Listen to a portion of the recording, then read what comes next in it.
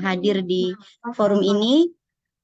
Baik, kita langsung mulai saja dengan presenter pertama. Silakan Yanuar Yanuar Syah. Ya, silakan untuk share screen dan memulai presentasinya. Halo, halo. Apa suara saya terdengar jelas? Iya, terdengar deh. Oh ya. Saya izin share screen.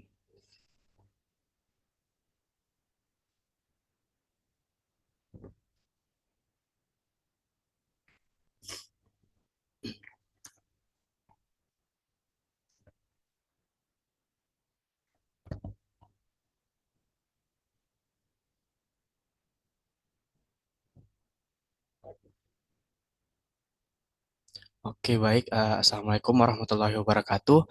Terima kasih sebelumnya atas kesempatan dan waktunya.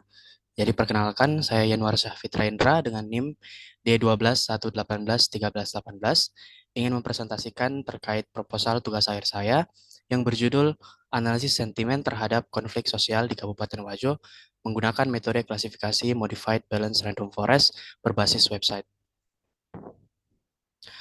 Untuk latar belakangnya sendiri, secara utama itu terkait konflik sosial, di mana banyaknya perbedaan agama, suku, ras, dan budaya di Indonesia, serta maraknya misinformasi dan penyebaran hoaks semakin memberikan kesempatan besar untuk terjadinya konflik sosial. Nah, hal itu juga terjadi di Kabupaten Wajo. Berbagai konflik sosial di antaranya yang terjadi di Wajo itu pada pelaksanaan pemilihan kepala desa, terus ada konflik akibat gesekan ekonomi, terus konflik agraria yang masih sering terjadi hingga saat ini, serta potensi konflik pada pemilu 2024 mendatang yang juga perlu diwaspadai. Nah, dari masalah tersebut, pemerintah sebenarnya sudah melakukan berbagai upaya. Nah, salah satunya saat ini mereka sedang mengupayakan untuk membuat sebuah sistem informasi berbasis website sebagai wadah masyarakat dalam melaporkan konflik sosial yang sedang terjadi. Nah, dari data yang dikumpulkan tersebut tentunya memerlukan teknologi untuk uh, membantu pengolahan datanya sehingga data tersebut dapat berguna. Nah, salah satu teknologi yang dimanfaatkan itu ialah dengan menggunakan metode klasifikasi untuk menganalisis sentimen masyarakat. Untuk metode analisis sentimen yang saya gunakan itu bernama MBRF, yaitu Modified Balanced Random Forest, dengan selection feature Particle Swarm Optimization. Nah, saya menggunakan kedua metode tersebut karena merujuk pada penelitian terkait yang saya kumpulkan, di mana membuktikan bahwa metode MBRF dan feature selection PSO merupakan opsi metode yang paling baik yang dapat saya gunakan. Untuk rumusan masalah saya ada tiga. Yang pertama, bagaimana membangun sistem informasi berbasis website mengenai pelaporan konflik sosial Kabupaten Wajo dengan menerapkan model analisis sentimen. Yang kedua, bagaimana membangun model analisis sentimen terhadap konflik sosial di Kabupaten Wajo dengan menggunakan metode Modified Balanced Random Forest. Yang ketiga, bagaimana menganalisis dan mengevaluasi performa dalam mengklasifikasikan sentimen terhadap konflik sosial di Kabupaten Wajo menggunakan metode Modified Balanced Random Forest. Untuk tujuan penelitian sama seperti rumusan, yang pertama untuk membangun sistem informasi berbasis website, yang kedua untuk membangun model analisis sentimen terhadap konflik sosial, yang ketiga untuk menganalisis dan mengevaluasi performa dalam mengklasifikasikan sentimen. Manfaat penelitian saya ini terbagi atas tiga. Yang pertama untuk mahasiswa, agar menjadi informasi yang bermanfaat di kemudian hari, serta dapat dijadikan landasan dalam penelitian yang sejenis. Yang kedua itu untuk masyarakat Kabupaten Wajo, agar mendapatkan wadah untuk menampung keresahan mereka mengenai konflik sosial yang terjadi. Dan yang ketiga itu untuk pemerintah Kabupaten Wajo itu sendiri untuk memberikan agar memberikan wadah untuk masyarakat. Selain itu, pemerintah juga dari hasil analisis sentimen ini dapat dijadikan acuan dan dasar dalam menentukan prioritas konflik sosial yang harus diselesaikan terlebih dahulu. Batasan masalah dari penelitian saya ini ada tiga. Yang pertama, algoritma yang saya gunakan itu algoritma peringkatan dari random forest, yaitu Modified Balanced Random Forest. Untuk datanya itu bersumber dari dua. Yang pertama dari pengaduan masyarakat yang berasal dari sistem informasi yang akan dibuat dan crawling data dari media sosial. Dan yang terakhir ada fitur untuk mendukung kinerja dari algoritma utama saya, yaitu fitur selection particle swarm optimization. Nah, untuk penelitian terkait saya ini ada 5. Nah, dari 5 penelitian terkait yang saya masukkan, dapat saya simpulkan bahwa penelitian-penelitian ini berkontribusi 2 hal terhadap proposal yang saya ajukan. Di mana yang pertama, beberapa penelitian seperti pada Antika Putri Permatawardhani dan kawan-kawan, Mahendra Dwi Febri Purbolaksono dan kawan-kawan, serta Ahmad Miftahus Salam dan kawan-kawan ini telah membandingkan beberapa algoritma klasifikasi seperti support vector machine, naive Bayes, random forest, dan modified balance random forest. Sehingga dalam hal ini penelitian terkait tersebut membantu saya dalam menentukan metode analisis terbaik yang dapat saya gunakan. Yang kedua, beberapa dari penelitian terkait yang saya gunakan ini seperti oleh Ahmad Santoso dan kawan-kawan, Muhammad Makmun Effendi dan kawan-kawan, dan Antika dan kawan-kawan tadi, itu juga telah membuktikan bahwa penambahan feature selection pada proses analisis sentimen dapat menambah atau memaksimalkan akurasi analisis dan memberikan output yang lebih baik. Oleh karena itu, pada penelitian saya kali ini saya mengimplementasikan algoritma MBRF dengan menambahkan feature selection PSO. Adapun usulan sistem yang saya gunakan itu dimulai dari data collecting, yang dimana data itu saya gunakan itu berasal dari 2 sumber. Yang pertama tadi melalui sistem informasi yang dibuat dan crawling data. Setelah data collecting itu saya melakukan pre-processing dengan 6 tahapan. Pertama ada cleaning data, terus ada case folding, tokenization, normalization, subwording, dan stemming. Setelah melakukan pre-processing, saya melakukan feature extraction dengan menggunakan pembobotan TF-IDF, di mana bertujuan untuk mengubah sebuah data teks menjadi numerik. Selanjutnya, saya lakukan feature selection menggunakan particle swarm optimization yang berguna untuk meningkatkan akurasi algoritma klasifikasi yang saya gunakan.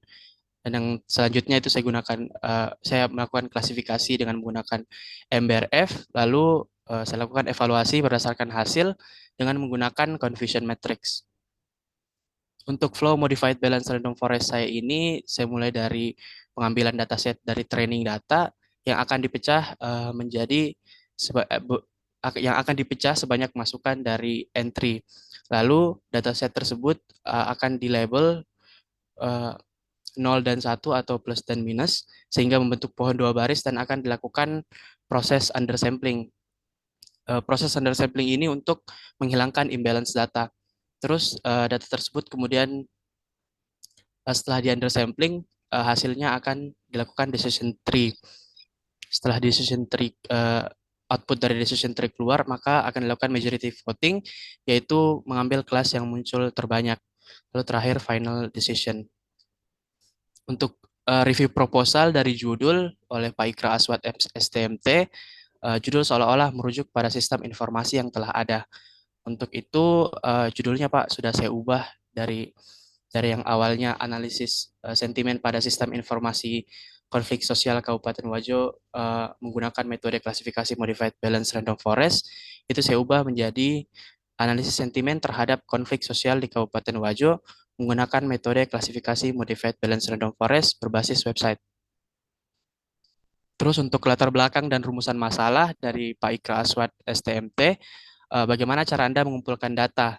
Jika dengan menggunakan website yang akan dibangun, apakah Anda akan mengumpulkan data di tahun berikutnya? Oke, untuk pengumpulan data dari websitenya Pak, itu tidak ditunggu di tahun berikutnya. Karena berhubung juga saya melakukan pengumpulan data juga melalui crawling data di sosial media Pak. Dan kalau ada juga dari data pemerintah Kabupaten Wajo di tahun-tahun sebelumnya terkait konflik sosial, itu akan digabungkan begitu Pak. Terus karena sekarang juga fokus saya itu membuat pemodelan dan sistemnya, berhubung sekarang juga sudah ada mitra dan juga mereka sedang membutuhkan sistemnya begitu. Untuk tujuan manfaat penelitian terkait dan usulan sistem tidak ada review dari dosen lain. Mungkin sekian dari presentasi saya. Baik, terima kasih Yanuar Syah atas presentasinya. Silakan Bapak Ibu untuk menanggapi atau bertanya, silakan. Saya Bu. Saya Bu. Silakan Bu, iya silakan Bu ya. Iya. Tadi Yanuarsha kalau saya tidak salah dengar sempat bilang bahwa ini ada mitranya. Memang mitranya yang minta seperti ini ya? Iya, Bu. Dari mana? Dari Dinkes Bangpol, Bu, dari Kabupaten Wajo. Saya sebenarnya masih bingung dengan datanya. Tadi ada data manual dan data crawling. Kalau crawlingnya dari mana? Crawlingnya dari media sosial, Ibu. Twitter? Iya, Twitter. Sudah tahu Twitter sekarang sudah tidak free lagi. Iya, saya sudah dengar juga, Ibu. Jadi bagaimana?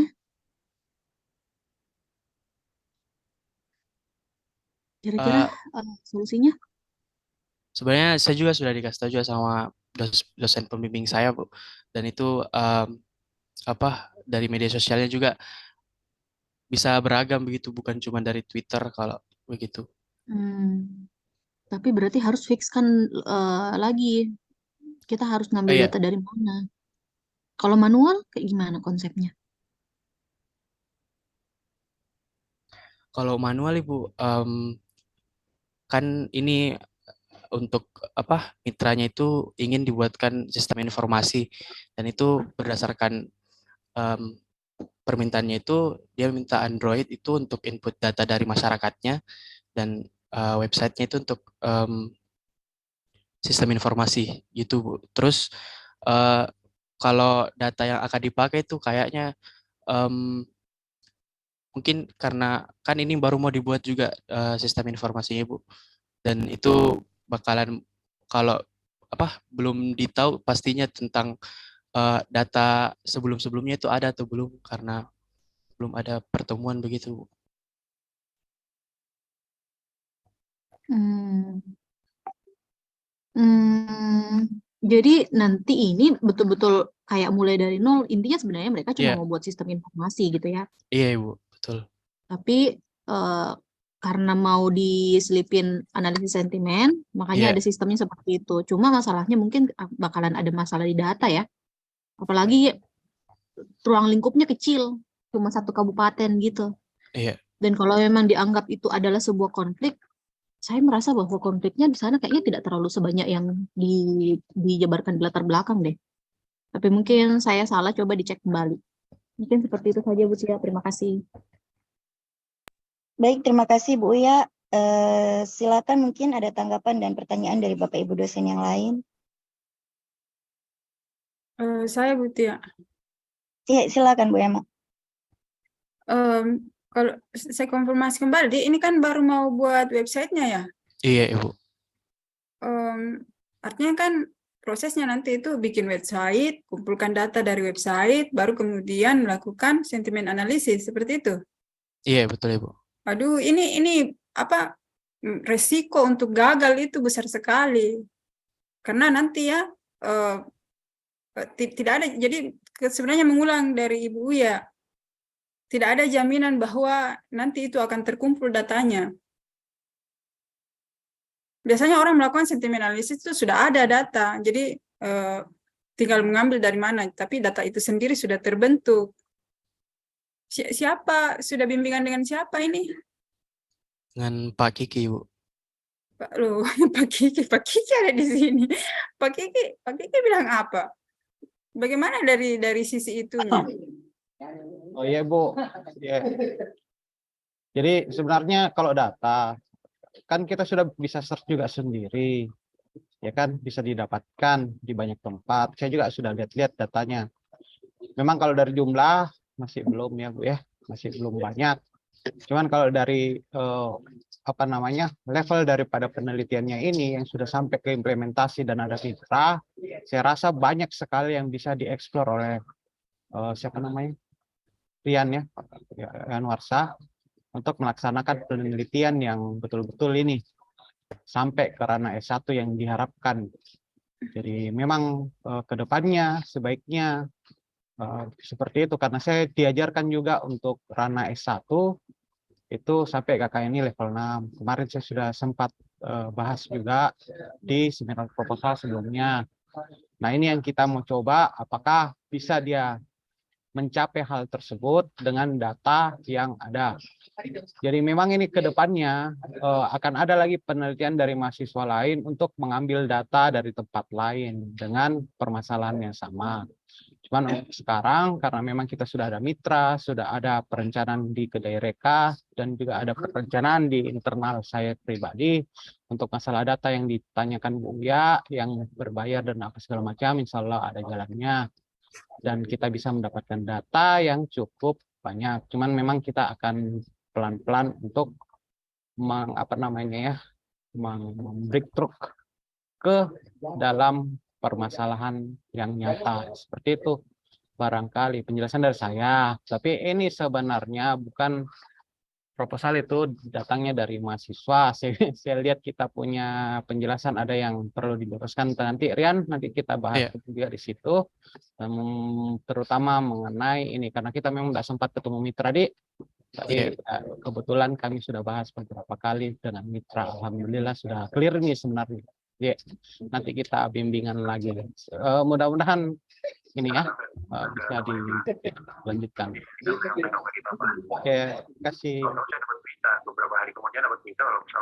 jadi saya ulang ya tadi katanya sudah ada data sebelum websitenya itu sendiri ada data. Ya, data kalau dari dicari sudah ada sebenarnya. Ya. Yanuar seharusnya bisa Iya. menjelaskan ini karena kita sempat diskusi juga Yanuar. Iya. Silakan, Dek. Karena bukan juga saya proposal ya. Silakan. Ya, kalau untuk datanya Ibu, itu kita sudah cari-cari saya sama Pak Kiki. Itu di crawling data Bu di media sosial. Terus untuk data dari websitenya sebenarnya itu masih perlu dibicarakan juga dengan mitra Ibu terkait data sebelum ada websitenya ada atau enggak. Soalnya belum ada pertemuan juga Ibu. Sudah ada pertemuan tapi belum sempat sampai ke mahasiswa. Oh iya, betul Ibu. Ya, kalau dari websitenya kan berarti ada kemungkinan bahwa itu tidak ada. Cuman sekarang yang lalu ya maksudnya tidak ada. Iya. Kalau misalnya mau berharap dari yang baru, ya itu ada kemungkinan bahwa yang terkumpul nanti sedikit. Tapi kalau misalnya dikatakan sudah ada, ya berarti ada basisnya untuk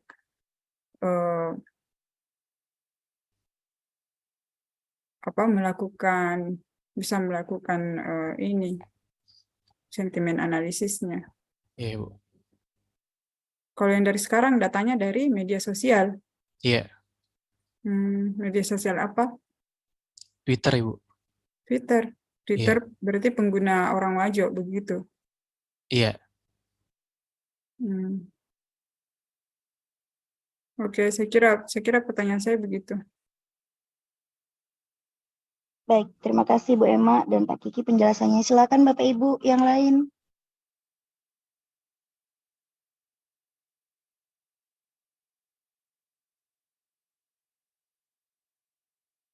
Baik, kalau tidak ada, boleh saya berpendapat sedikit. Karena kalau sentimen analisis itu sebenarnya datanya tidak melulu dari sosial media ya, bisa juga dari yang lain sentimen analisis itu. Mungkin berdasarkan pengalaman bisa juga karena ini konflik ya, jadi mungkin penelitiannya kualitatif, mungkin bisa juga diambil datanya dari survei gitu ya, survei langsung ke user yang berkonflik secara langsung begitu. Mungkin itu untuk mengantisipasi data yang kurang gitu ya. Mungkin Yanuarsya mungkin bisa survei lapangan. Iya baik. Ya apa namanya konsultasi lebih lanjut dengan mitra. Baik, terima kasih Yanuarsya. Ya, terima kasih sebelumnya Ibu Bapak. Assalamualaikum warahmatullahi wabarakatuh. Waalaikumsalam. Ya, silakan untuk presenter selanjutnya Median Hadi. Baik, Bu. Silakan. Suaranya terdengar, Bu? Iya, Halo? terdengar jelas. Silakan.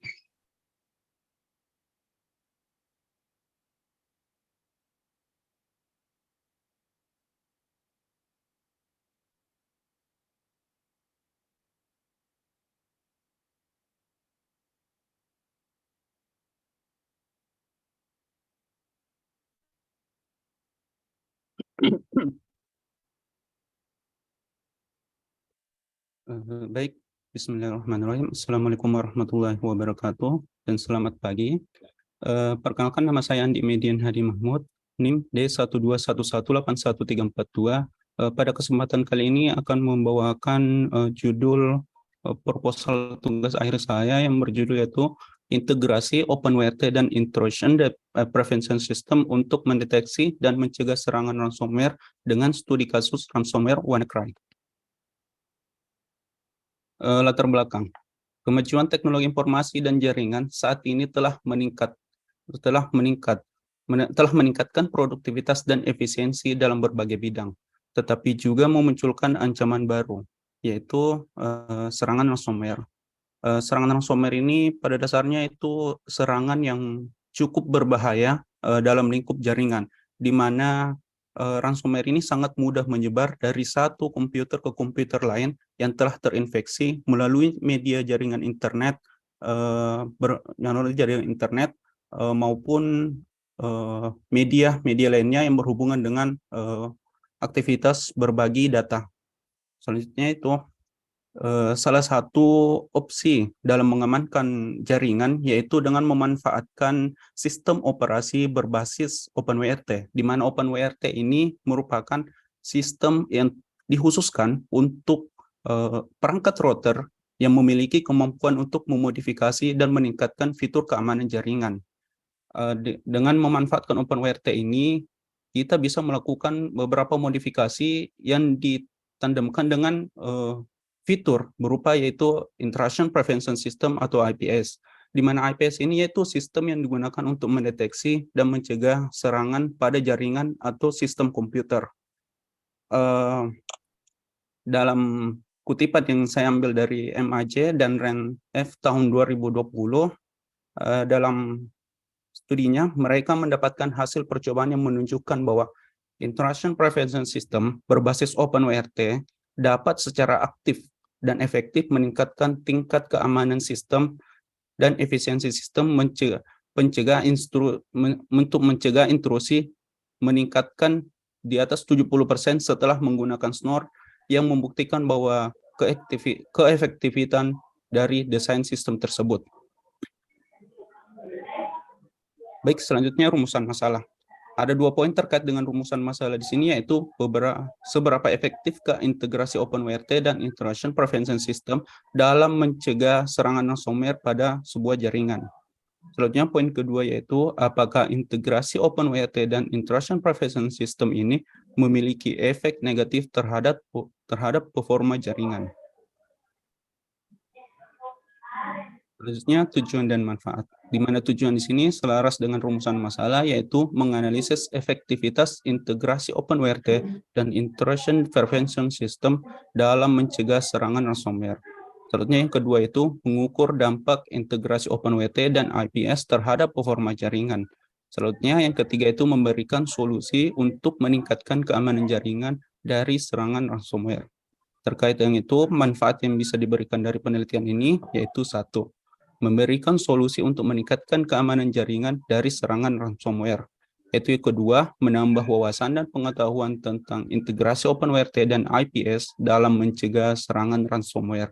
Selanjutnya yang ketiga yaitu menjadi referensi bagi penelitian selanjutnya mengenai integrasi OpenWrt dan IPS dalam mencegah serangan ransomware. Dan yang terakhir yaitu memberikan informasi dan solusi bagi industri dan perusahaan dalam meningkatkan keamanan jaringan. Selanjutnya, batasan masalah. Batasan masalah dari penelitian ini yaitu 1. Penelitian ini memfokuskan pada serangan ransomware. Selanjutnya yang kedua itu integrasi melibatkan OpenWrt dan Intrusion Prevention System. Selanjutnya yang kedua itu implementasi sistem hanya dilakukan pada jaringan lokal saja. Selanjutnya yang keempat yaitu uji coba sistem hanya dilakukan pada environment virtual. Selanjutnya yang terakhir itu analisis sistem kinerja dilakukan terhadap deteksi dan pencegahan serangan ransomware. Penelitian terkait. Dalam penelitian terkait ini saya mengambil 4 sampel yaitu oleh MAJ dan RAN yang dipublikasikan dalam International Conference on Information Management. yang berjudul itu Research on Design and Implementation Intrusion Prevention System based on OpenWRT, di mana mereka menggunakan basis studi IPS dan OpenWRT.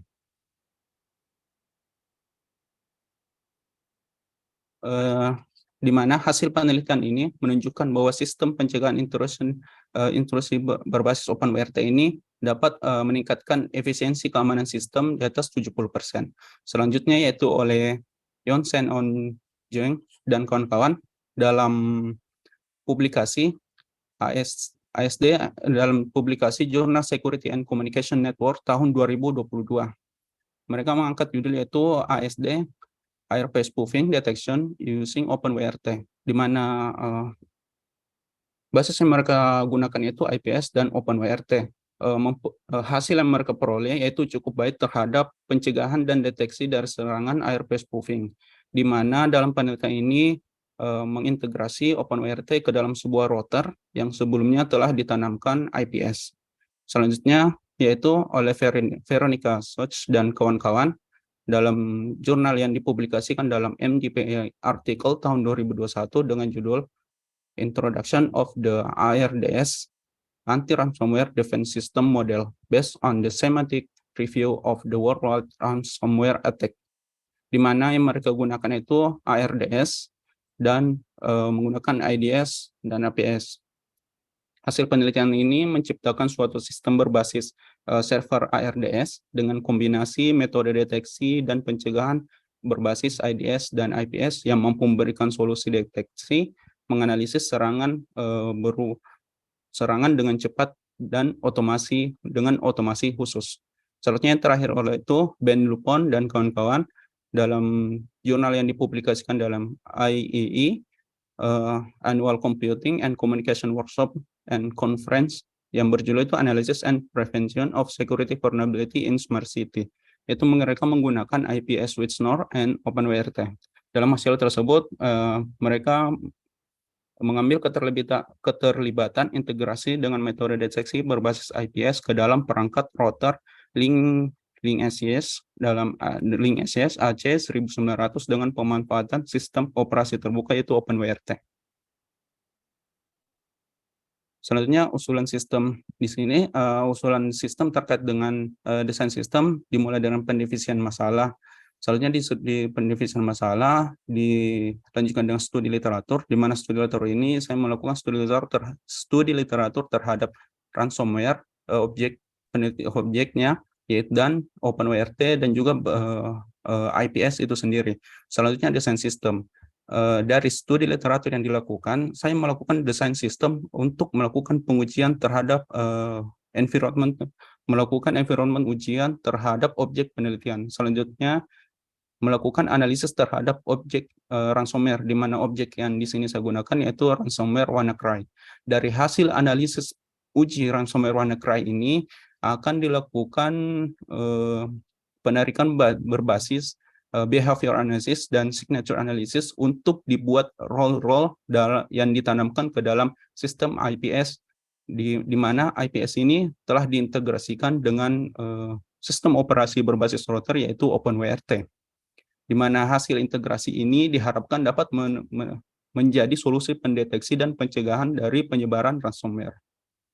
Untuk flowchart-nya di sini dimulai dengan mengambil sampel ransomware sendiri itu ransomware. Selanjutnya itu dengan desain sistem, di mana dalam ransomware ini kita melakukan analisis terhadap pola perilaku ransomware ini yang akan merujuk kepada rule-rule yang akan ditanamkan ke dalam intrusion prevention system ini.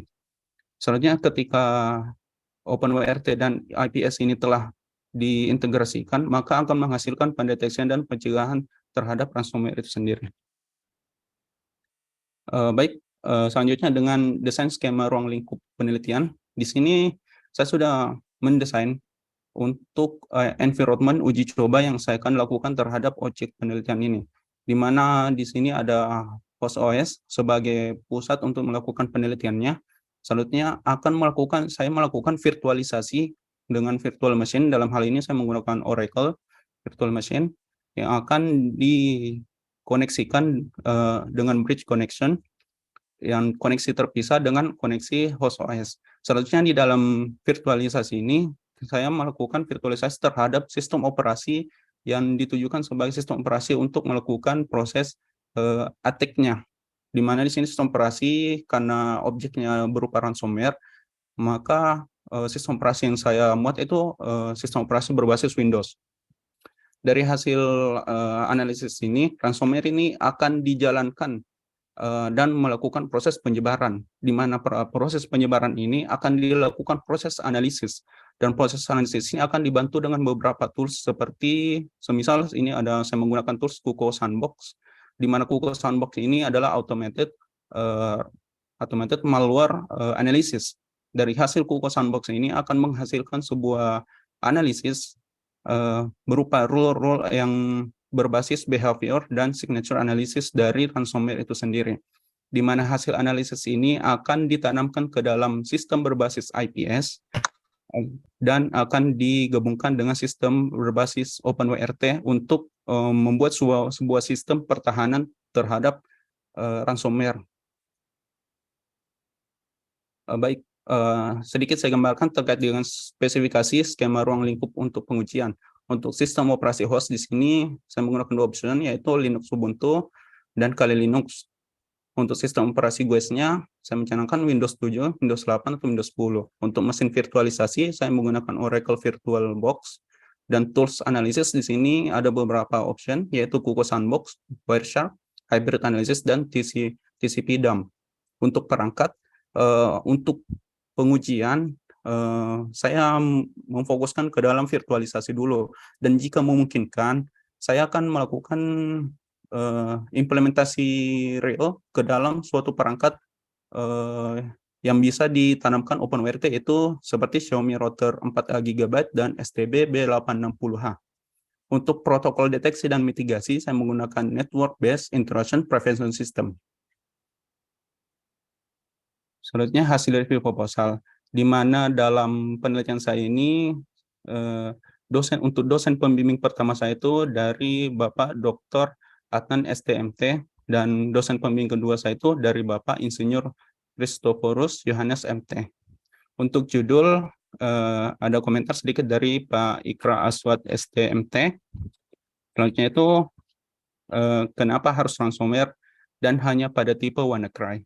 Baik Pak, saya izin untuk menjawab kenapa saya mengambil ransomware ini, karena dalam penggambaran saya, ransomware ini menjadi salah satu jenis malware yang paling berbahaya karena kemampuannya untuk mengenkripsi dan merusak sistem operasi itu sendiri.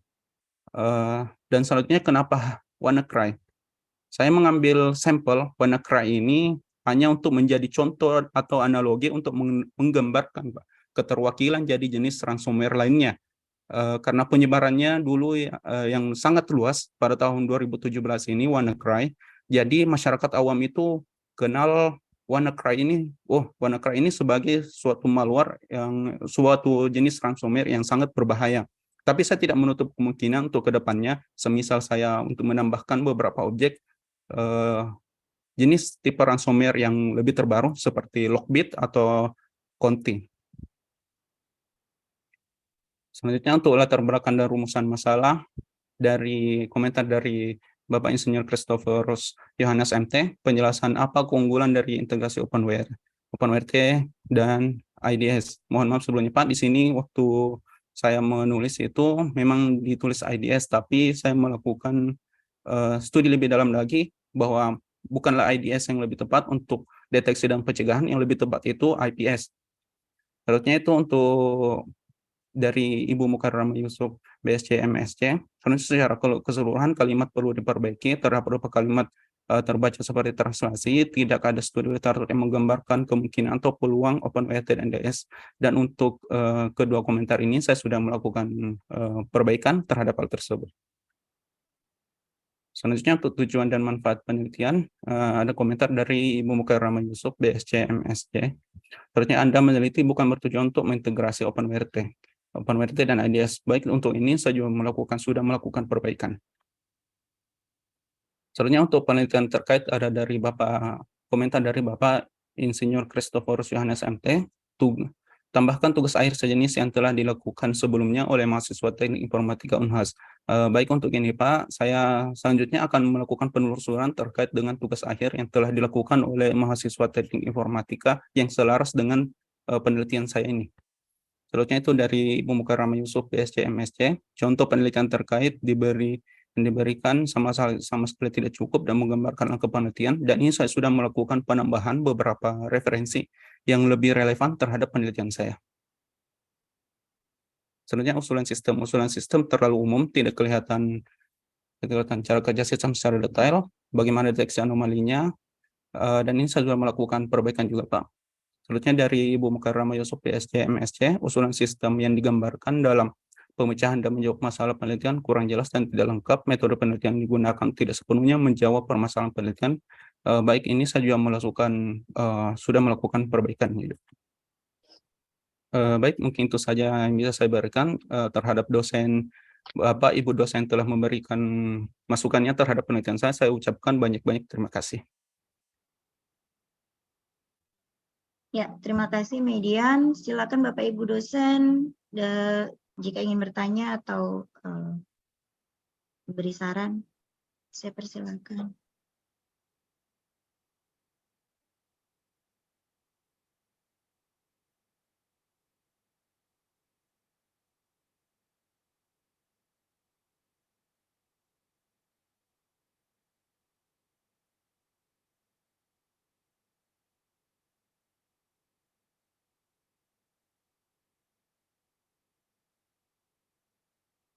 Oh ya, mungkin saya sedikit, Bu. Iya, silakan Pak Ikra. Coba Median jelaskan sedikit itu ini yang mau dibangun sistemnya. IPS-nya itu pakai apa? Oh iya, Apakah baik. yang sudah ada atau baru dibikin?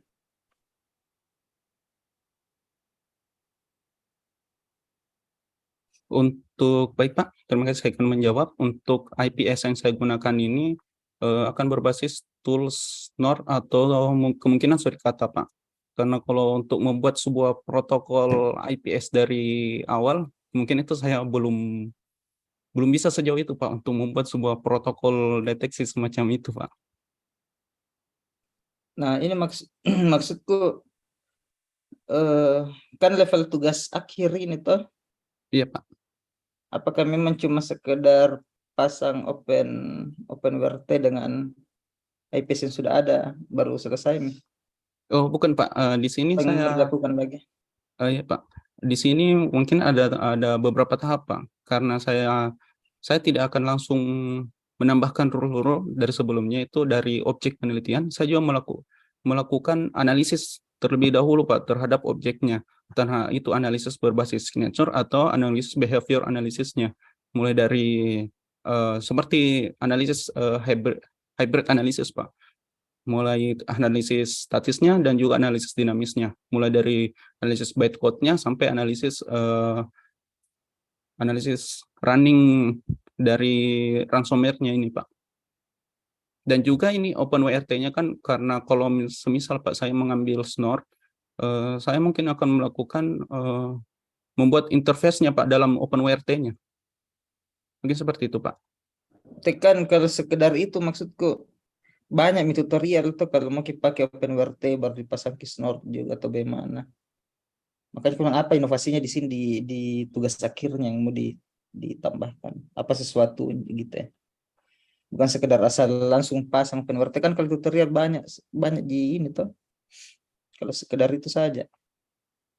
Iya Pak, kalau studi yang saya lihat juga itu dan tutorial-tutorial itu kebanyakan mereka pakai IDS Pak. Jadi mereka itu cuma sebatas deteksi saja. Jadi dia tidak ada pencegahan dari objek ransomware-nya itu. Dan mungkin juga ke depannya Pak, mungkin ini objeknya ini akan saya ubah dengan objek yang belum terindeks sebelumnya Pak. Semisal ada ransomware tipe baru, misalnya atau kayak Lockbit atau Conti, itu yang analisisnya masih sangat kurang Pak untuk studi literaturnya.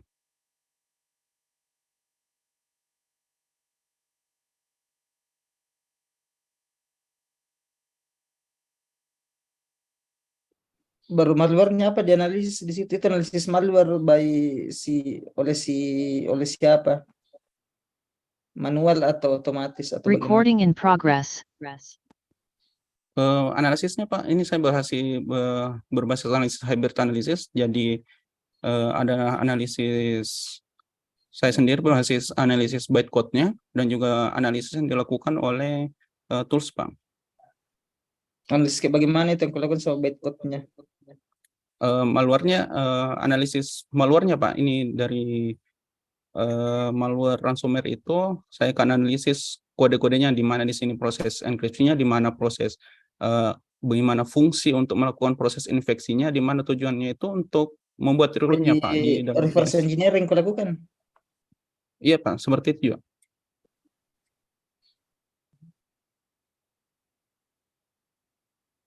Terus nanti ke depan ini memang khusus ransomware saja. Kenapa ransomware yang di ini?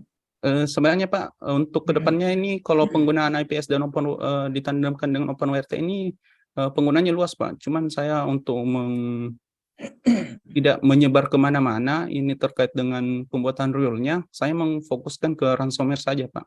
Iya, maksudku kan justru kau baru mau meneliti toh, kenapa Iya, Pak. sesuatu yang sudah banyak nih orang bikin cara cegahnya yang kau lakukan. Kenapa ndak ganti topiknya ke bagian hal yang lain?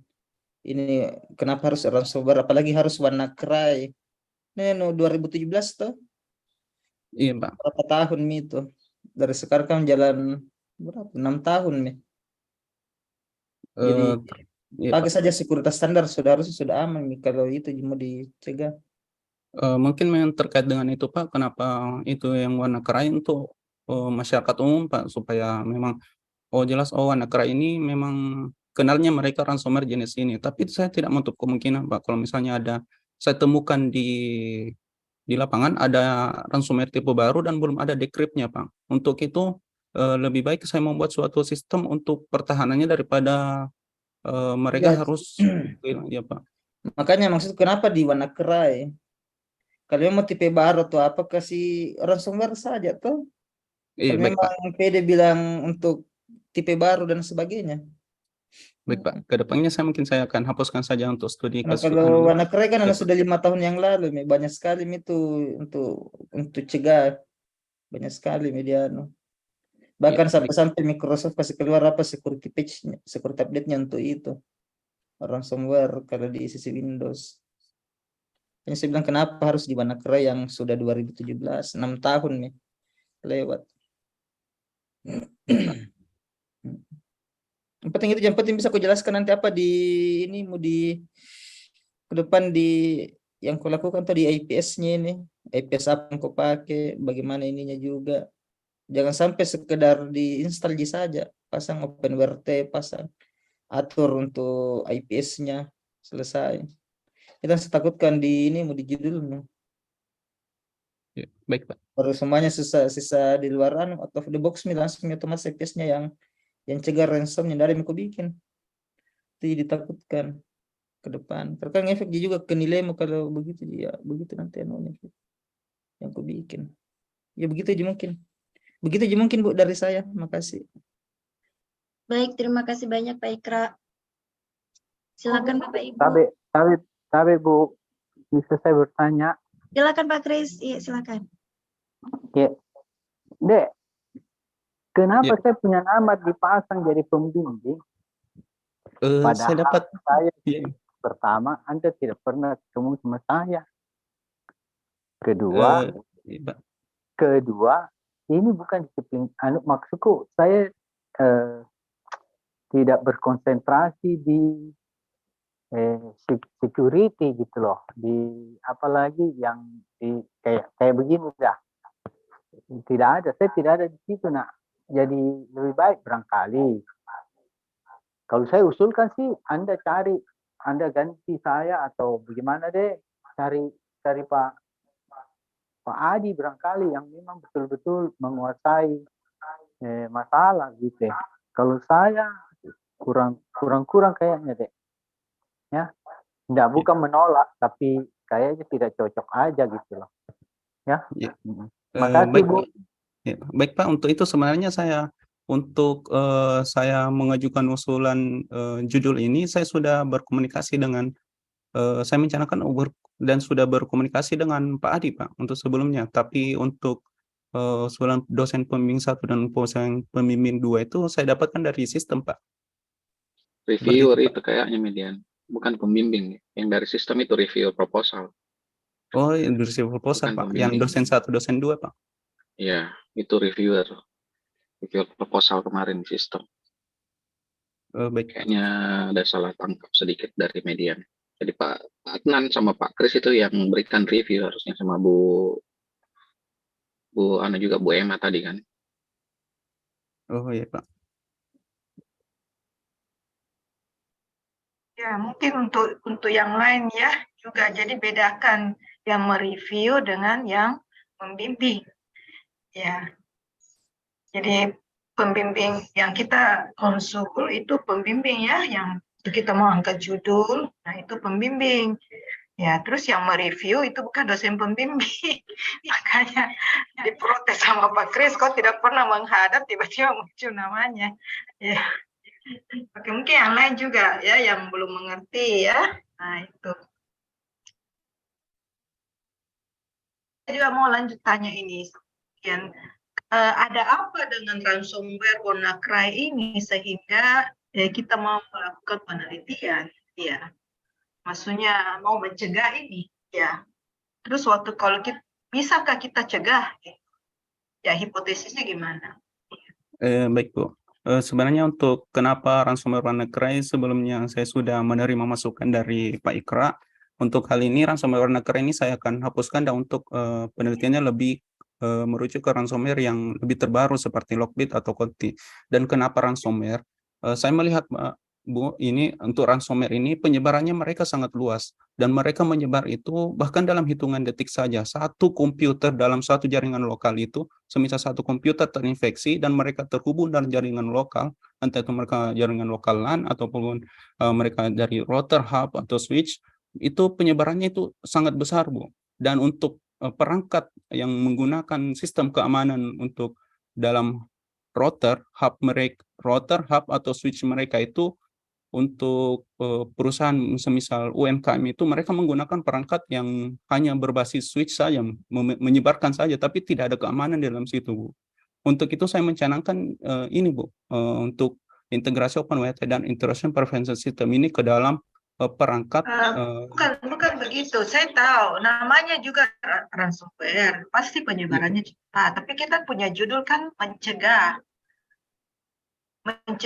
Nah, sedangkan kalau mau mencegah itu kan semua sistem itu sudah dilengkapi dengan firewall gitu.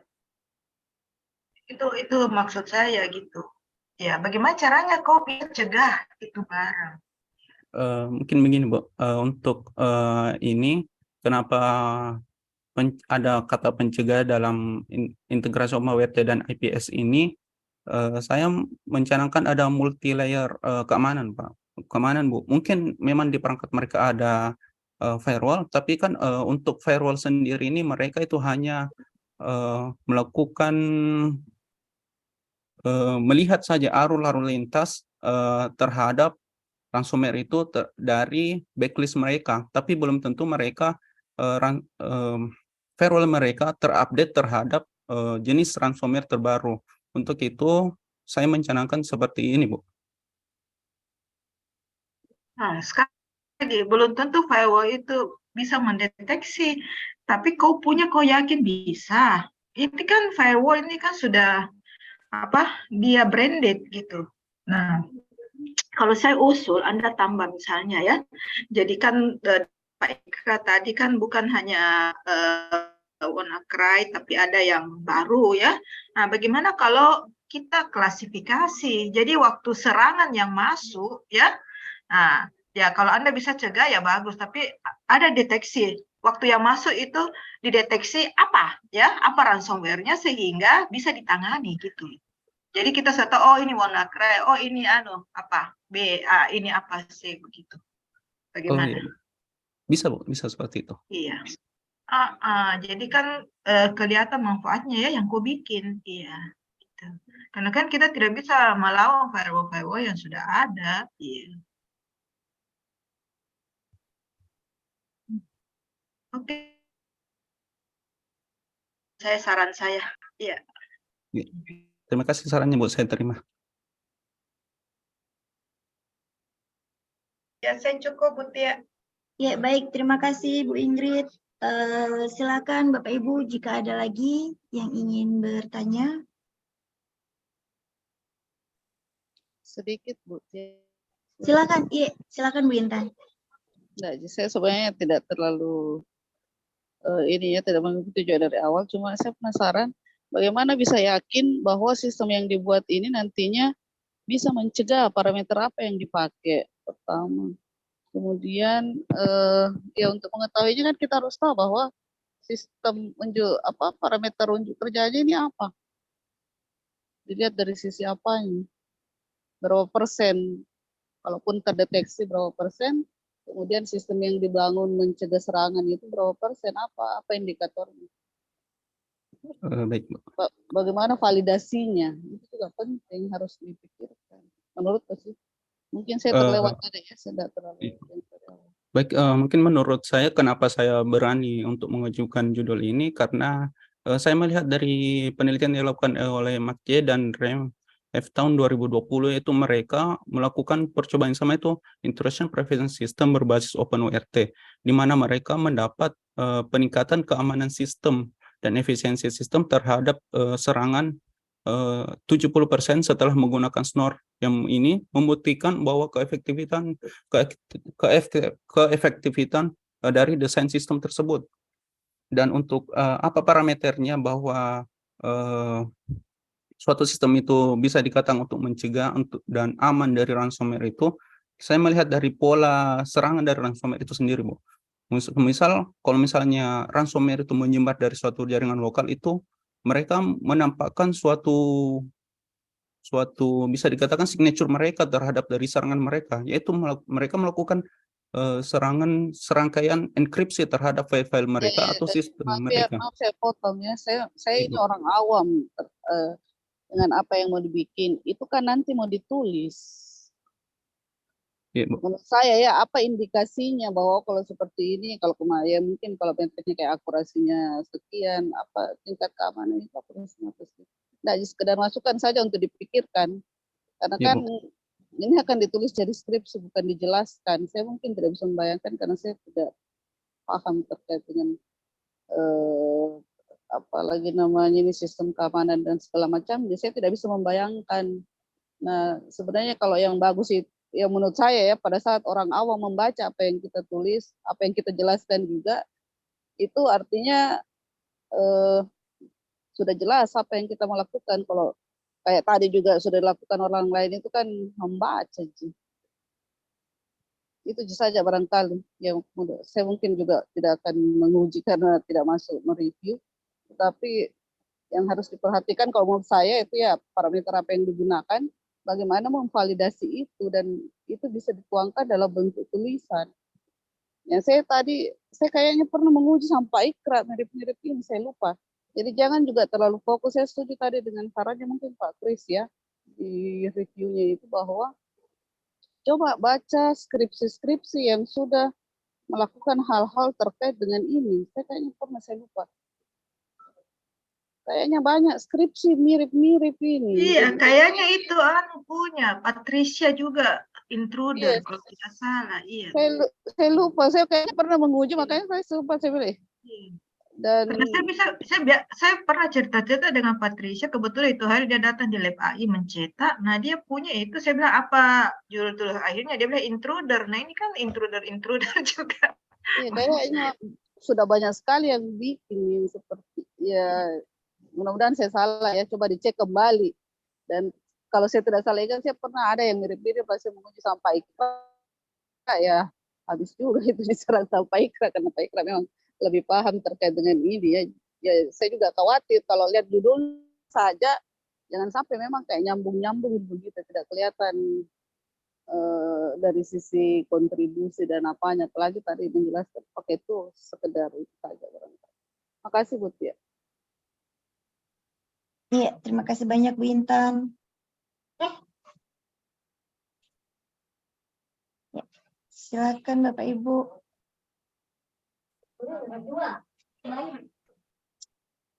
Baik, jika tidak ada lagi, cukup untuk median. Terima kasih banyak. Kita bisa lanjut ke presenter selanjutnya. Silakan juga.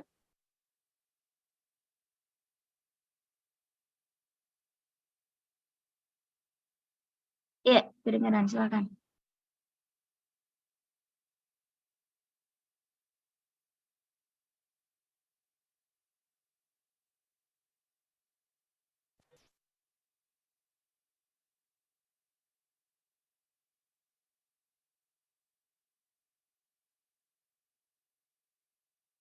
Iya, kelihatan.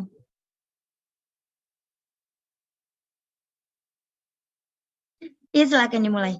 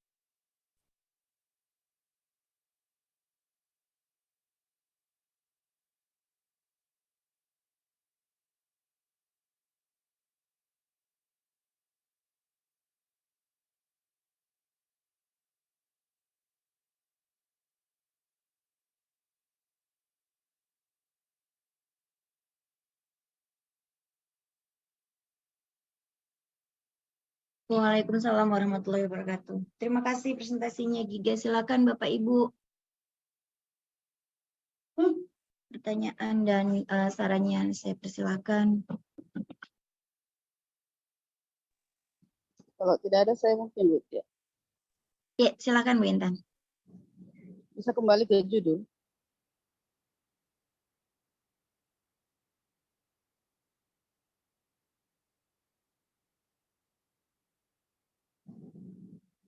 Saya tidak melihat apa yang mau dioptimalkan. Apa yang dilakukan untuk mengoptimalkan, parameter apa yang dioptimalkan.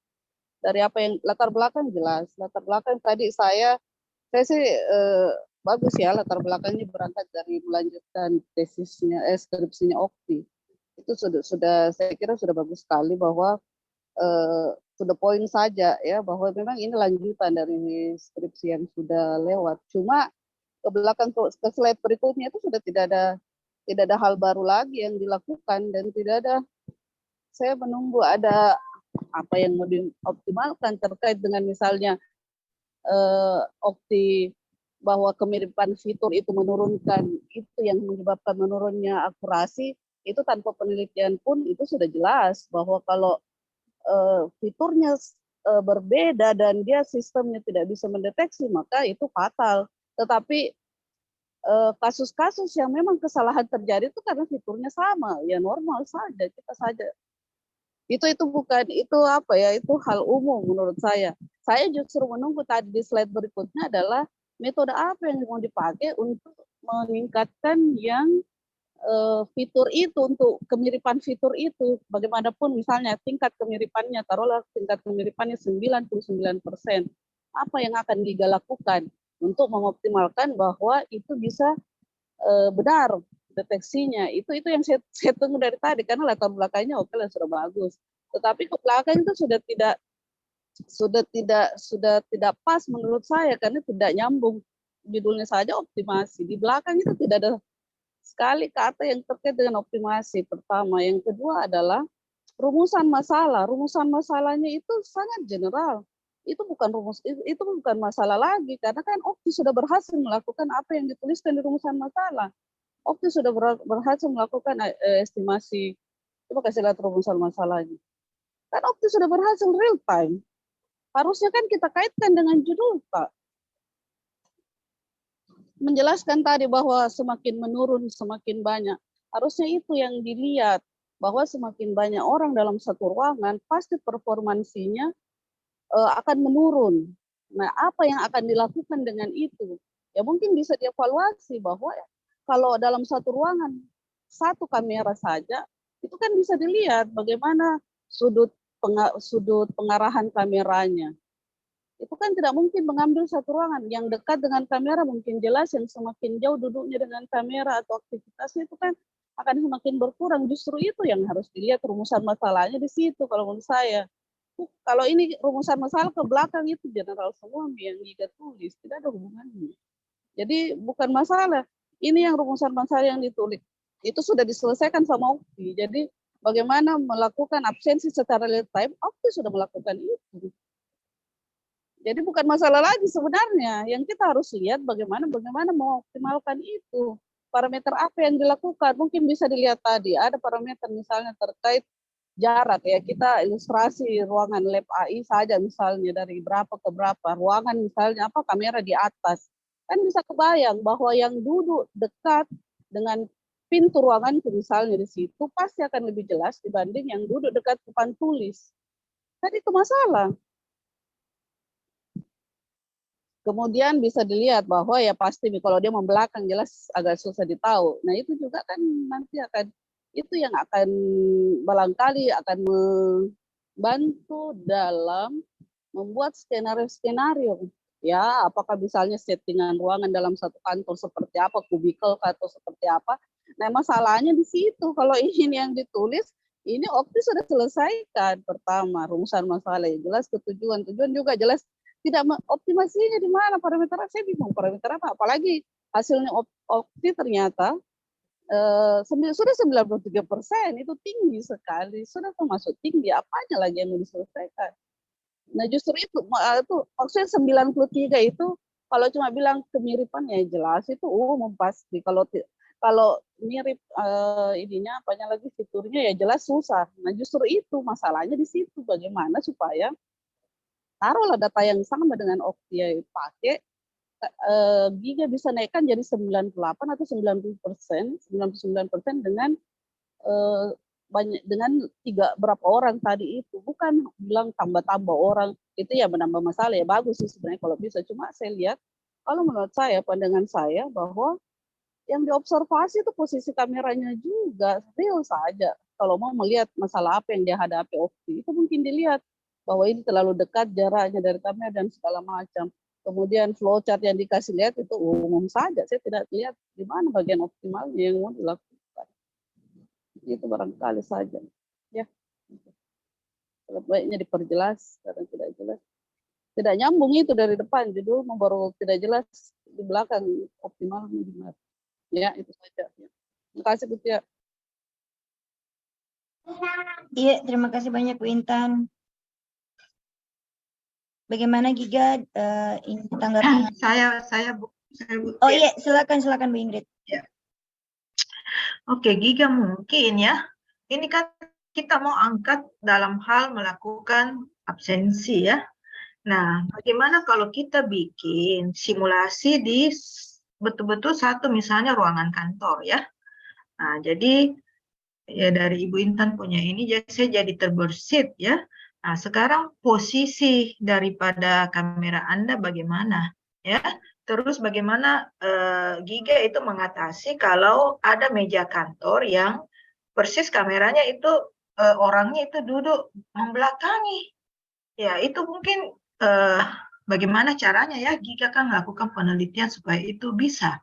Dan dalam satu ruangan begini, apakah hanya berapa orang? 1 orang, 2 orang, 3 orang, atau berapa? Ya, nah, jadi misalnya kita angkat satu kasus real ya, misalnya di kantor untuk absensi itu. Nah, itu yang pertama. Terus yang kedua, bahwa bisa saja orang kan tidak bekerja di ruangan yang tetap. Mungkin dia pindah ruangan. Ya, bagaimana mengatasi hal-hal begitu? Mungkin. Ya, itu saran saya. Ya, bagaimana Giga?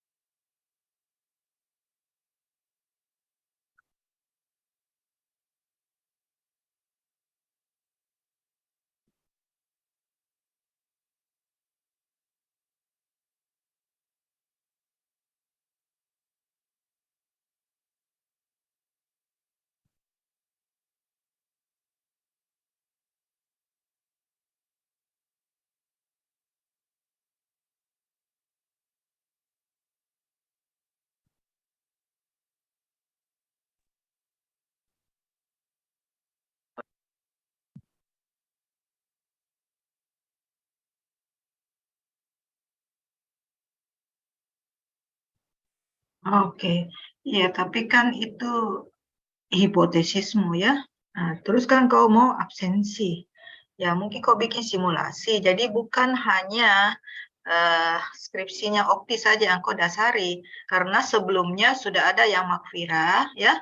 Makfira itu bahkan sudah mendeteksi orang pegawai yang bergerak yang saya pernah sampaikan ke Giga kalau tidak salah ya, yang di Alaska ya. Di Alaska itu kan dia sudah masuk ke apa lorong-lorong penjualan itu kan dia bisa deteksi ya.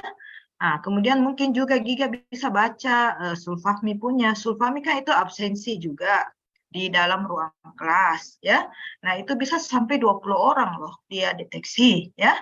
Nah, tapi bukan pakai CCTV, pakai kamera. Ya, tapi masalah di Sulfahmi punya kalau orangnya itu duduk menghadap ke guru ya, menghadap ke dosen itu sudah bagus akurasinya. Ya, yang masalah kalau misalnya di lab komputer, orang duduk kan saling berhadap-hadapan dan mengambil kamera itu miring, ya. Nah, itu akurasinya rendah sekali. Mungkin itu bisa diselesaikan. Gitu. Iya, jadi tidak patokan satu skripsi gitu. Iya, coba aja dikembangkan itu. Iya, kan Giga mampu ya. Iya. Ya, saya kira ini usulan saya, Bu. Iya, iya. Baik, terima kasih banyak Bu Ingrid. Ya, ada lagi Bapak Ibu dosen yang lain jika ingin menambahkan atau bertanya.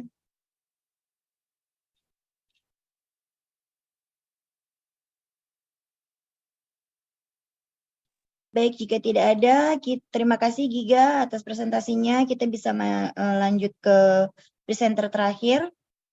Ya, Agil, silakan. Ya,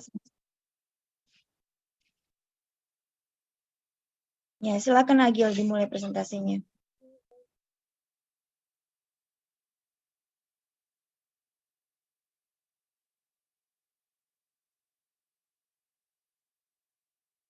Baik Ibu, terima kasih atas kesempatannya. Selamat pagi Bapak dan Ibu dosen.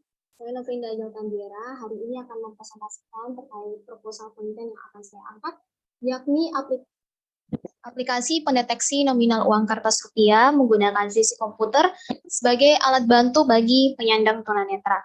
Sebagai identifikasi masalah, yakni tunanetra adalah seseorang atau individu yang memiliki hambatan dalam penglihatan. Berbagai hambatan mereka alami, salah satunya yakni dalam mengenal nominal uang kertas rupiah. Dalam hal ini, Bank Indonesia telah berupaya untuk membantu tunanetra dalam mengenali nominal uang kertas rupiah dengan menambahkan fitur blind code pada uang kertas. Fitur blind code yang saya maksud ada seperti yang tertampil di layar sekarang, ada uang 1.000 dan uang 100.000 rupiah.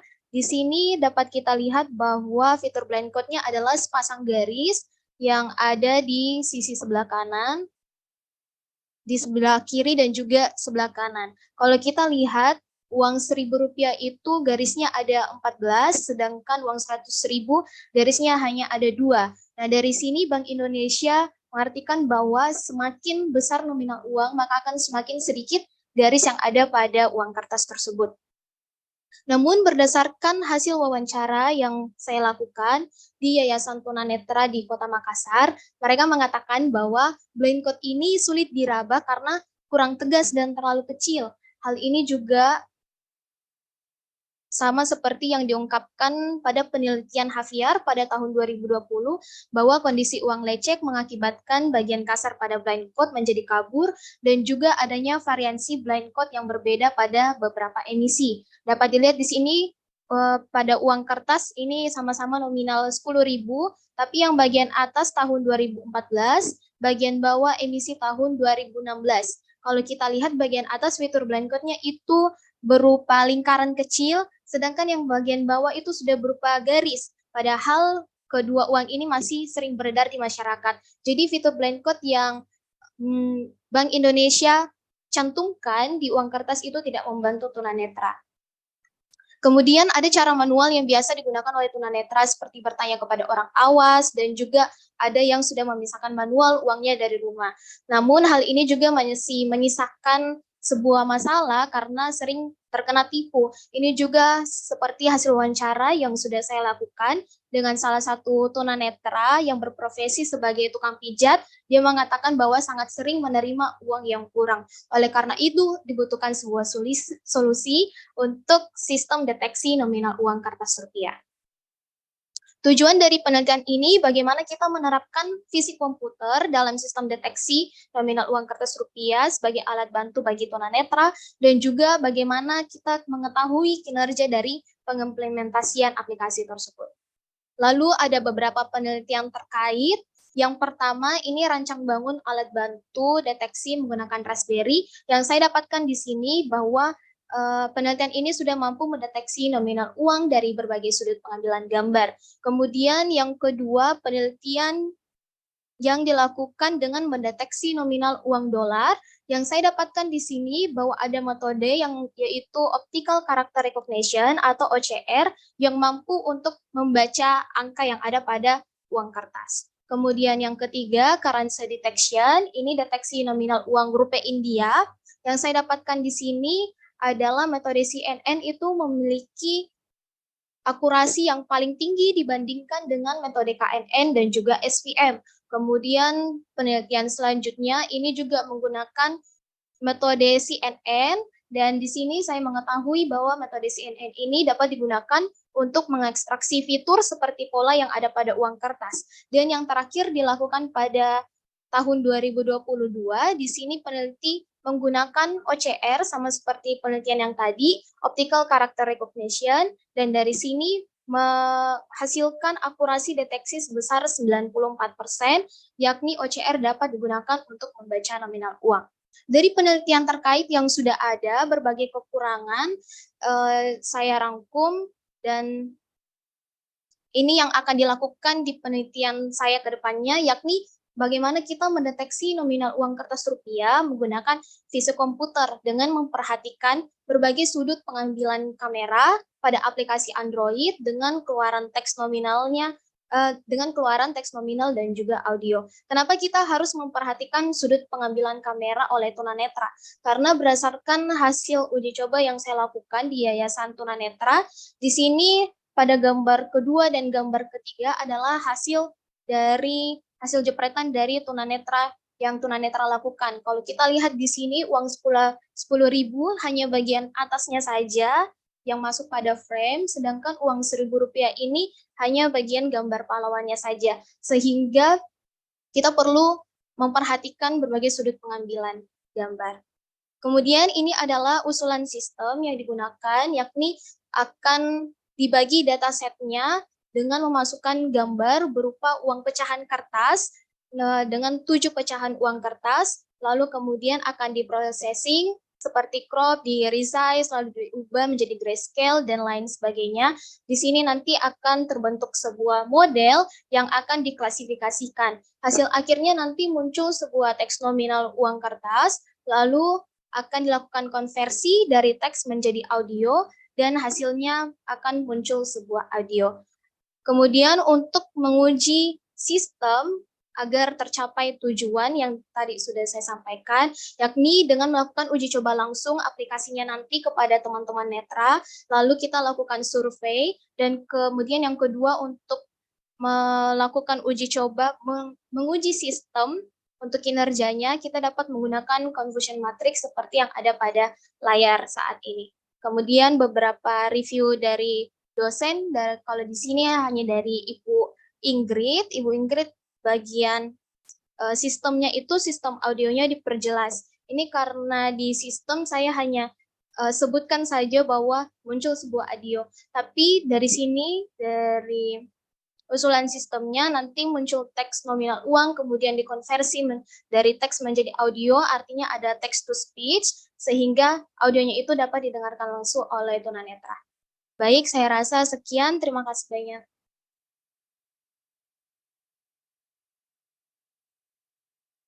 Terima kasih, Agil. Silakan Bapak Ibu dosen jika ingin bertanya atau memberikan saran, saya persilakan. Saya Bu Tia. Silakan Bu ya. Agil sudah pernah lihat aplikasi cash reader? Iya, Bu, sudah itu. Apa yang bisa, kenapa Agil tidak jadikan referensi kalau sudah ada sistem serupa sebelumnya yang Iya, seperti itu? Iya, Bu. Jadi berdasarkan hasil wawancara itu, Bu, saya juga sempat tanyakan apakah ada aplikasi yang mereka pakai. Terus dari tunanetranya bilang ada cash reader, Bu. Tapi cash reader itu ada masalahnya. Seperti kalau misalnya nominal uangnya tidak masuk dalam frame kamera, tidak bisa terdeteksi, Bu. Terus waktu itu kami juga uji coba, saya kasih uang 10.000 ke dia, ke tunanetranya, lalu dipakai menggunakan aplikasi cash reader, dan hasilnya itu cash reader bacanya uang Rp1.000 karena nolnya yang satu tidak masuk di frame. Seperti itu, Bu. Jadi kekurangannya itu karena di cash reader hanya deteksi teks yang angkanya saja, misalnya 10.000, 1.000, dan lain sebagainya. Itu yang kekurangannya cash reader, Bu. Ya, tapi dari sisi kecepatan sistem sudah cukup ya. Kalau cash reader, kalau lihat komen orang, nah sekarang bagaimana sistemnya Agil bisa menyamai itu nantinya? Sama kalau yang saya lihat tadi kan beberapa referensi uang yang digunakan adalah uang yang lama, sementara kita sudah punya cetakan baru.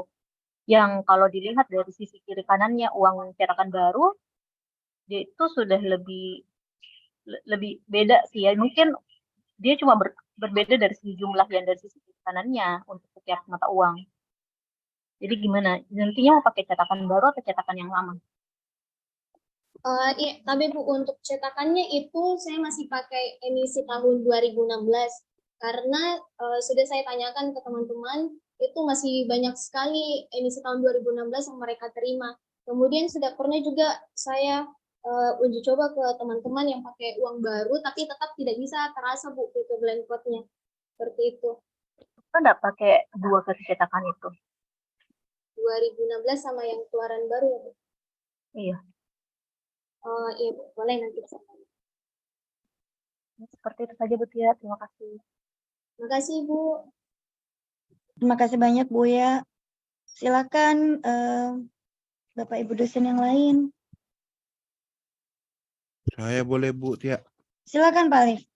Ya, Gil Tabe, mungkin saya udah paham tadi. Maksudnya kan tadi yang aplikasi yang disebutkan Bu Uya kan itu kalau dari penjelasannya Agil, dia melihat dari angka yang difotokan. Iya, betul, Pak. Nah, sedangkan kalau kamu apa-apa yang menjadi aspek untuk penilaian bahwa ini uangnya segini, jadi supaya menghindari kesalahan seperti itu. Iya, betul, Pak. Terima kasih, Pak. Iya, betul, yang di cash reader itu hanya lihat angka pada uang kertasnya saja. Jadi kalau misalnya dilipat juga tidak bisa kelihatan angkanya dan tidak bisa terdeteksi. Jadi yang saya lakukan itu yang pertama, tetap menggunakan segmentasi teks untuk nominal uangnya. Kemudian yang kedua, kita lihat ekstraksi fitur lainnya seperti pola-pola yang ada pada uang kertas tersebut, Pak. Seperti itu. Jadi yang ditambahkan di sini nanti kombinasi segmentasi teksnya dengan fitur lainnya seperti pola-pola yang ada pada uang kertas. Sehingga kalau misalnya nominal uangnya tidak masuk dalam frame, itu tetap bisa diketahui bahwa sekian nominalnya. Seperti itu, Pak. Bisa contohkan tidak? Ada contohnya tidak? Bedanya pola-polanya? Polanya itu dari gambarnya, Pak, dengan warnanya. Oke. Iya. Nah, itu kan warna juga sebenarnya yang makin sekarang makin ke sini yang makin luar biasa samanya. Antara uang 2.000 sama uang 20.000 itu signifikan sekali perbedaannya. Berarti dari faktor gambar pahlawan juga dimasukkan ya, berarti. Iya, Pak, gambar Berarti pahlawan. semua aspek bakal dijadikan ini. Oke. Nah, ini dalam fisik komputer. Oh, di komputer ya anunya. Bukan di Android ya. Implementasinya dalam bentuk aplikasi Android, Pak. Implementasi dalam bentuk aplikasi Android, sorry. Oke. Kalau bentuk Android, yang ingin tanyakan kan tunanetra ya? Iya. Tunanetra ya. Artinya dia udah tahu kameranya apakah sudah pas di uang apa tidak. Ngerti enggak? Iya. Itu kan masih bisa mungkin 50-50% ya dia bisa foto uang itu. Untuk kalau misalnya, nah bagaimana mengetahui para tunanetra bahwa uangnya sudah masuk dalam frame kamera itu?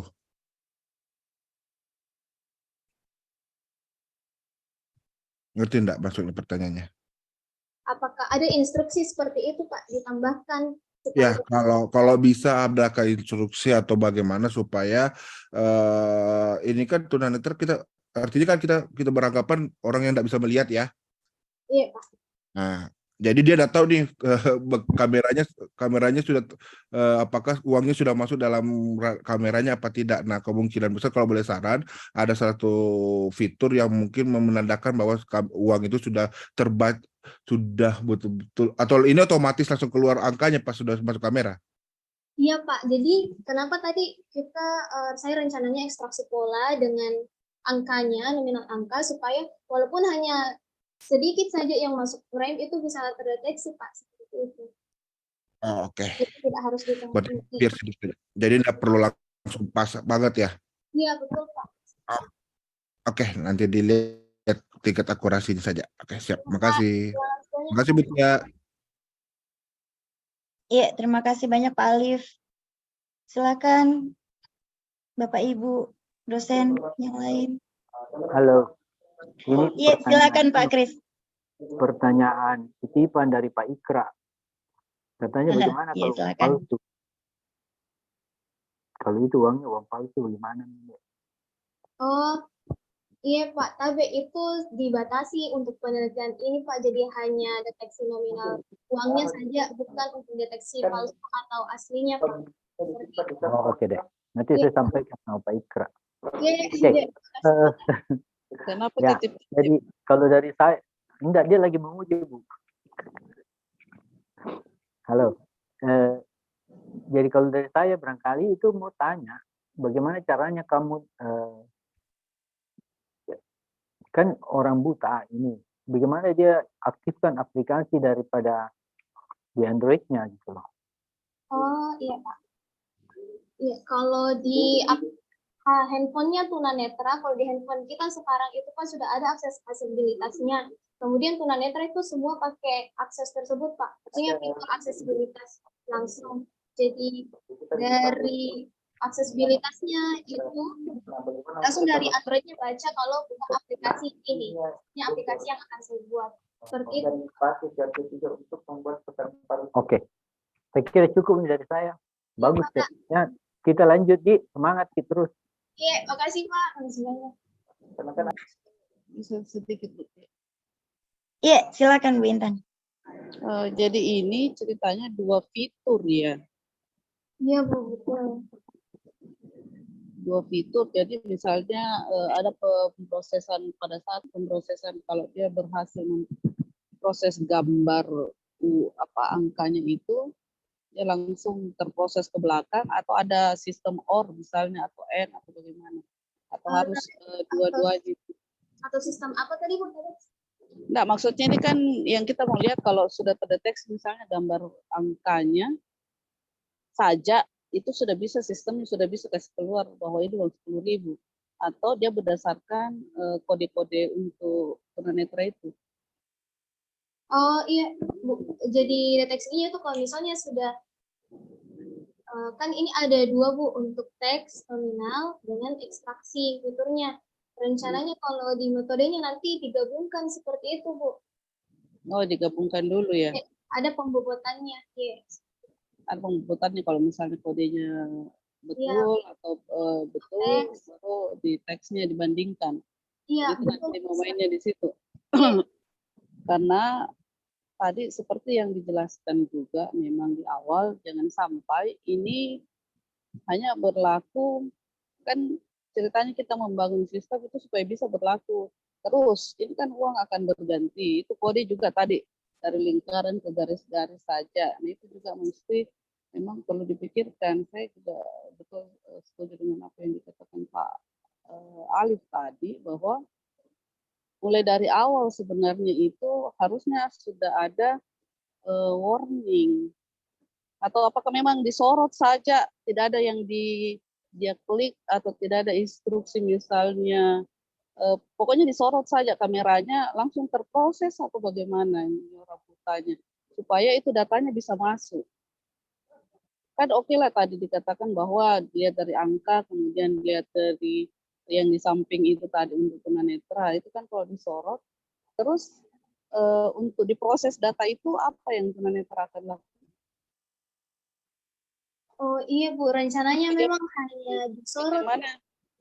Disorot saja, baru langsung di jalan anunya. Iya, langsung Proses keluar. di program, Pak.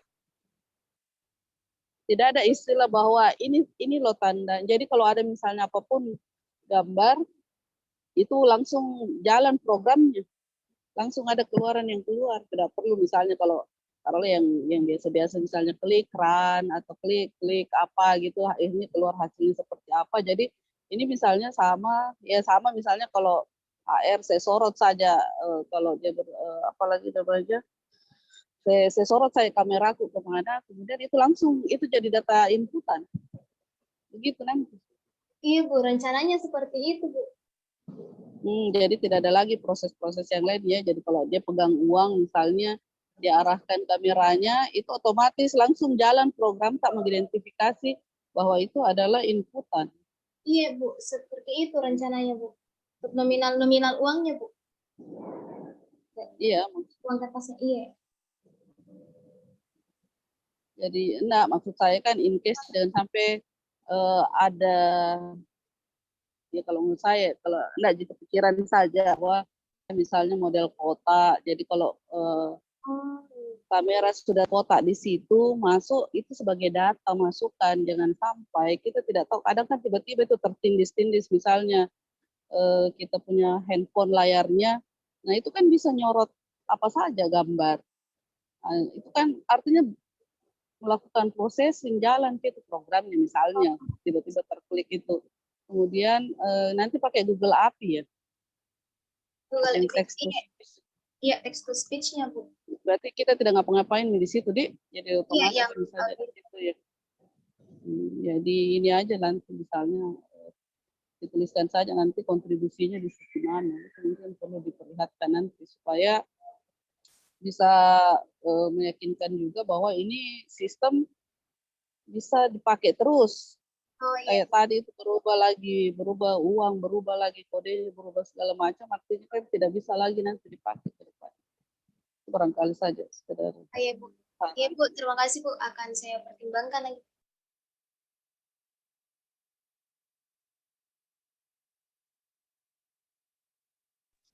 Baik, terima kasih banyak Pak Kris dan Bu Intan atas saran dan pertanyaannya. Terima kasih juga Agil untuk presentasinya. Iya Ibu, terima kasih banyak Ibu, Bapak. Iya, terima kasih Bapak Ibu dosen yang telah bergabung.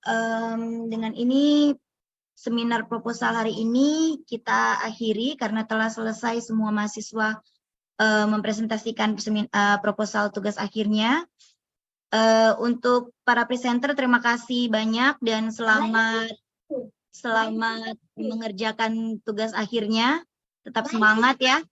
Baik, terima kasih Bapak Ibu dosen telah bergabung. Saya akhiri. Wassalamualaikum warahmatullahi wabarakatuh. Selamat pagi semuanya. Terima kasih Bu. Terima kasih Bu Tia. Terima kasih Bu Tia. Iya Bu, terima kasih.